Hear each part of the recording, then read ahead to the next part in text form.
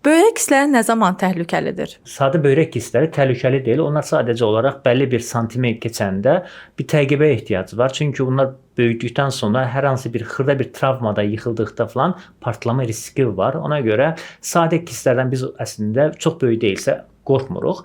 Problem isə kompleks kistlərdən gedir. Kompleks kistlər nədir? Yəni artıq bir neçə kist bir-birinə birləşib, arasında bir pəncərə var və orada kontrast verildiyindən orada müəyyən qədər sıxlığın, bir anormallığın olduğunu görürük. UZI-dən sonra kompüter tomoqrafiya olunması mütləq dərəcədə məsləhət olur ki, oradakı kistin hər hansı bir onkolojik gücü varmı? Yəni bəd xasiyyətli bir şey ola bilərmi deyə mütləq dərəcədə baxılmalıdır. Əgər doğrudan da ki elə bir şey varsa da bu aydınlaşdırıb əməliyyat olunması mütləq olur. Müalicələr nələrdir? Əgər kistamız çox böyükdürsə və bunun da gələcəkdə əgər pasiyentimiz çox aktivdirsə, bu kista ya partladıla bilər. Partlatmaq dediyim iynə vasitəsilə oradakı maye götürülə bilər, amma ola bilsin ki, təkrardan orada təkrar maye də olsun. Bu kistaları biz laparoskopik, yəni bağlı üsulla götürə bilirik.